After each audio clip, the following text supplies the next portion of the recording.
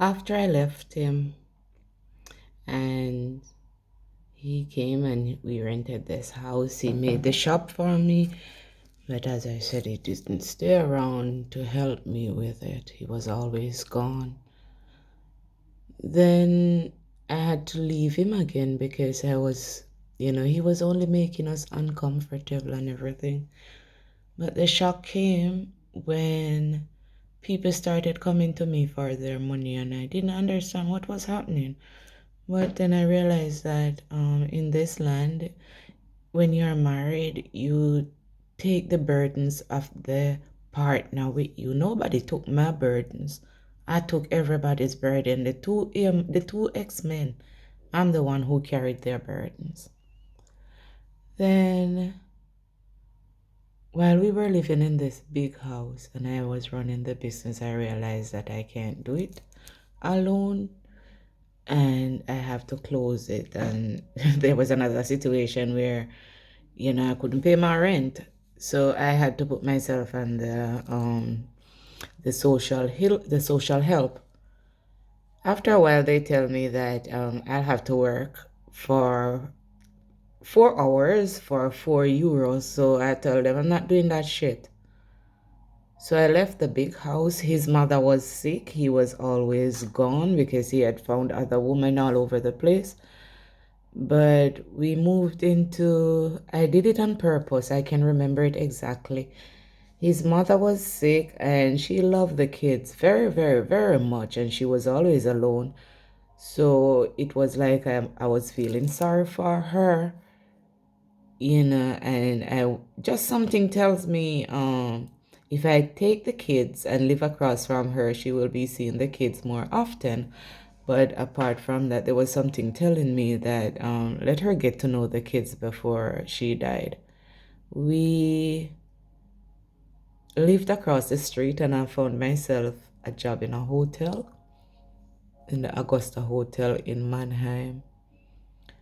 And a friend of mine helped me to look for a house and I found myself a house in Ludwigshafen. After I found the house, I was still going to work. They gave me some time to get prepared to move into the house. I was packing. I have a daughter. My daughter wasn't there to help me. I couldn't get no help from her. She was always somewhere helping other people. If I called her and asked her to come and help me, she would tell me she has something to do for someone else. So I got used to the idea of having nobody there. I rented this house across the street and the owner was sick. Every day I come from work, I would go to her and boil her some soup and sit with her a little bit. Jean-Luc was always with her. But there were days I come from work and I wish she would leave me alone.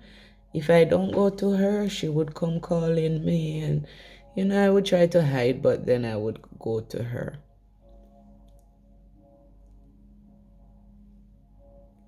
She was always sick and in and out of the hospital.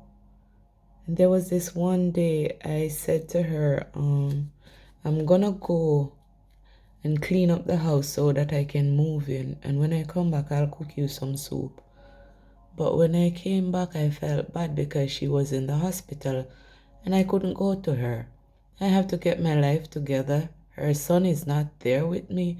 I have the two kids. I have to be picking them up from the kindergarten. And, after that, I was busy concentrating on moving. Her husband was always going there. I wrote her son in the Philippines and told him that your mother is sick. Please come home. I was feeling the weight of everybody's problem. No one was there for me. And still, I didn't complain. But there was one day when I wanted to go to visit her, and she died in the night. So I didn't get to see her before she died.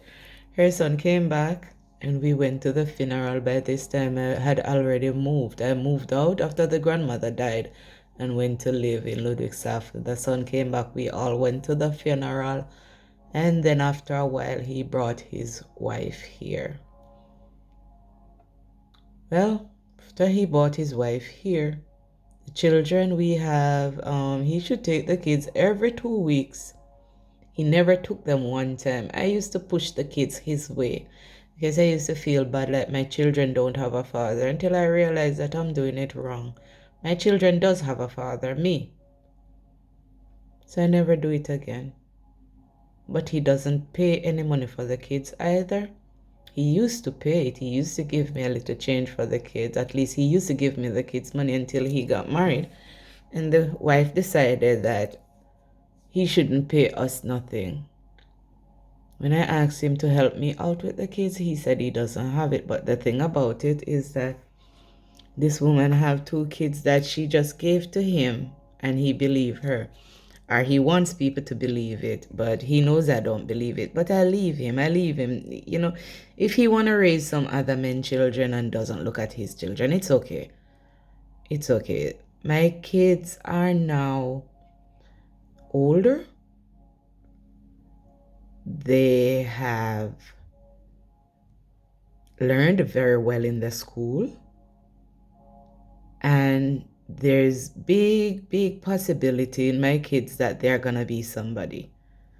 And you see, because I didn't destroy their lives by taking other men to bed and, hurting them and letting other people confuse them. I think that I've done a great job. They're on the right path.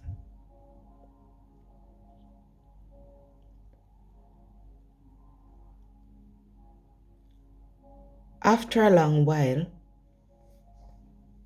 I met the other ex-husband. I think it was like 7 years. Like it's a 7 years thing where I bring someone back in my life. I don't know. Maybe it's a cycle where I abstain from sex and men for a long time, but I've been seeing this 7 years where men come back into my life. Anyway, I met the second ex, and I thought that he was someone nice because, after leaving the first ex, I decided not to let the wrong people in my life and having the kids. I didn't want anyone destroying my kid's life, but I didn't realize he was that young.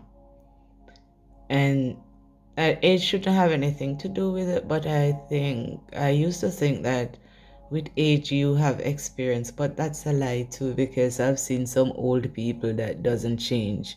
They're living the same dirty life they used to live as a child, and they haven't learned anything.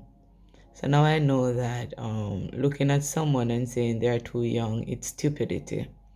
But at the time he had